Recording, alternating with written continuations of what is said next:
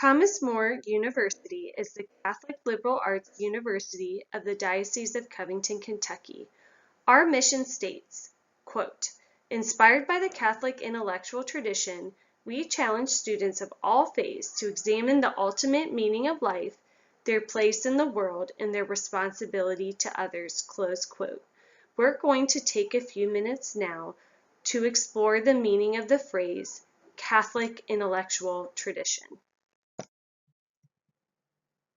The Catholic intellectual tradition is sometimes described as a 2,000-year conversation between the Church and the world. And this conversation is essentially looking at how does faith shed light on the meaning of reality. So that engages questions like, what is true? What's truth, right? What's the ultimate meaning of life? What's our responsibility to others? Questions that are at the heart of our mission here at Thomas More. So the basic idea is Jesus commissioned his apostles after his death and resurrection to go out to the ends of the earth and preach the gospel, the good news of salvation. So in doing that, the apostles, right from the beginning, were engaging with many different people, peoples, languages, cultures, and dialoguing about these ultimate questions. And that dialogue continues today. It's ongoing, it's open, right? And it doesn't shy away from anything, right? It's constantly trying to get at how does faith shed light on the meaning of everything. And that's why it encompasses all disciplines. And so this process, this dialogue, this engagement has led to the creation of many beautiful works. So texts like in not only theology and philosophy, but literature, including novels and poetry, also great works of art, musical compositions, and discoveries about the natural world have been the fruit of this as well. And we'll talk about that momentarily. So when we talk about carrying on the Catholic intellectual tradition or drawing inspiration from the Catholic intellectual tradition here at Thomas More, we mean two primary things. So one way we do this is we continue to celebrate and study those great treasures of the past, those great works of theology and philosophy and literature and art and music and science that we just spoke about in the last slide. So during your time at Thomas More, some of your time will be spent studying these great authors, scientists, and artists that drew inspiration from the faith to create and discover in the great ways that they did. And this, again, it includes your theology and philosophy classes, but it encompasses every discipline that you study here at Thomas More. And the second way we continue on and draw inspiration from the Catholic intellectual tradition is we're continuing a tradition of inquiry, a way of pursuing truth in knowledge that embodies certain principles. So I'm just going to give a couple of examples. So for one, we see faith and reason as being in harmony with each other. They're not pitted against each other. That's why at Thomas More, we're not afraid of science, right? And what science can teach us about the universe, because we know truth is one, right? So if something's really true in science, it's not going to contradict the truth of the faith, and vice versa, right? Faith and reason are two ways of knowing reality that fit together. Another guiding principle in our work, in our research here at Thomas More, is the dignity and equality of every single human person. So the faith sheds light on human identity, showing that each and every person is made in God's image and likeness, and as such is endowed with this inalienable dignity that nothing can take away. So that's at the heart, that understanding of the person is at the heart of our research in our teaching here at Thomas More. So again, to sum it up, it's kind of like a family tradition. So a family tradition involves handing down things from the past, right? So for the Catholic intellectual tradition, that's our great works from every discipline. In your family, it might be photos, heirloom stories, right? But it's also an ongoing tradition, right? Your family tradition is alive. It's something you're living and creating right now. Same with the Catholic intellectual tradition. It's a way of pursuing truth, knowledge about the universe, guided by certain principles that is ongoing, that we continue at our university. We are now going to look at some examples of the Catholic intellectual tradition in action, and it's our hope that this will deepen your understanding of what the Catholic intellectual tradition looks like in practice. The first discipline we're going to look at is art. What would the Catholic intellectual tradition look like in the field of art? So we have our two parts, the studying and celebrating the treasures of the past. So what this might look like in art is looking at some of the great works of artists that were inspired by the faith. So some of those, like the ones we have depicted here, are all of the Madonna and Child, Mary with the baby Jesus. But I want to point out too, the subject matter doesn't necessarily have to be religious, right? It could be anything. It could be landscapes. It could be still lifes. Frank Duveneck is a great example of someone who was inspired by his faith in his art, but he painted lots of things, right? Not just religious subjects. So the Catholic intellectual tradition, drawing inspiration from that, will involve looking at some of these great works, but not just works of the past. You're also going to look at contemporary works, contemporary artists. So one example we have on campus of this Madonna and Child theme is in our Mary Seat of Wisdom chapel at the heart of campus. There is a very striking depiction in the medium of stained glass of the Madonna and Child in the chapel, which we have a photo of here. But then also, this is something, remember, at a university, we not only look at works that other people have made, we continue to create and continue on the tradition. So drawing inspiration from the Catholic intellectual tradition will involve creating new works of art. So here we have depicted a modern rendition of the Madonna and Child. That's one way that someone could continue on the Catholic intellectual tradition, but also in art history, new research in writing about art would be another way to participate, but creating new research, new works of art, drawing on different themes, different media would be an expression of the Catholic intellectual tradition.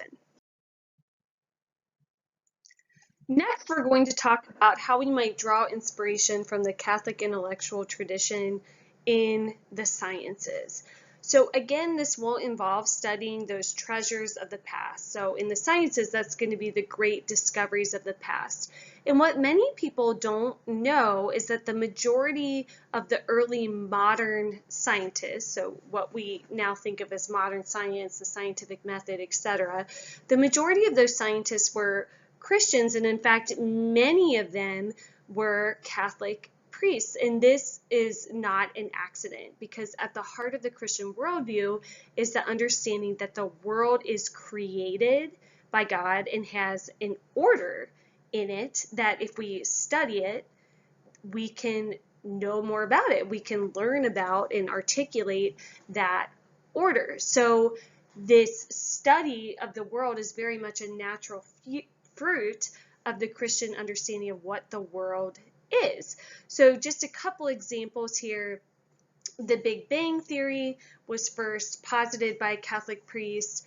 Also, we have Father Gregor Mendel, who's the father of modern genetics, who made many important discoveries through his work with pea plants. Okay, drawing inspiration from the Catholic intellectual tradition would also involve studying contemporary scientists who are working within that model of inquiry that we talked about before, understanding that faith and science are in harmony with each other, not pitted against each other. And one example, the Pontifical Academy of Sciences, is an institute sponsored by the Vatican that invites some of the brightest scientists in the world to come together and to share their research.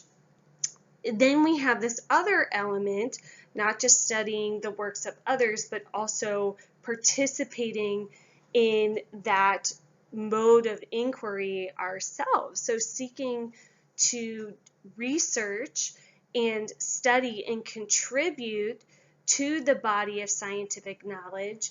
And so one example of how you might be able to do that at Thomas More is by participating in the use of the BB&T Observatory that we have here to explore the universe. And our science faculty is excellent, and students do have many opportunities to do their own research during their time here. Our next example is literature, looking at how could we draw inspiration from the Catholic intellectual tradition in our study of literature. So again, studying those great works, Dante, Flannery O'Connor, Dostoevsky, Tolkien, Chesterton, Sigrid Undset, Gerard Manley Hopkins. These are just a short list of some of the great Catholic authors who have drawn inspiration from their faith to create great works of art. And again, I want to emphasize, just like we did with the visual arts, that doesn't mean these authors write about explicitly religious subjects. Many of them do not, especially in their fiction.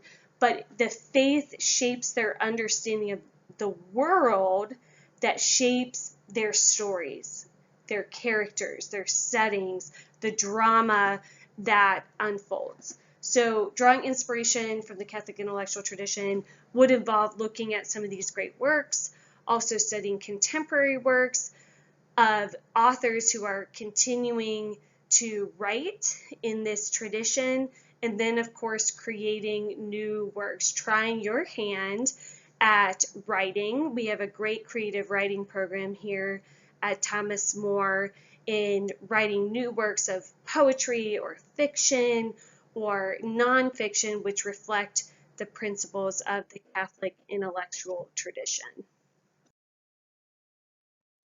The last example we're going to look at of the Catholic intellectual tradition in action at Thomas More is Catholic social teaching. For those of you who aren't familiar, Catholic social teaching is a branch of theology that looks at the identity and dignity of the human person and society, basically asking, what does a just society look like that promotes and respects the dignity and rights of every human person? This is particularly important to us at Thomas More because we take service to others very seriously.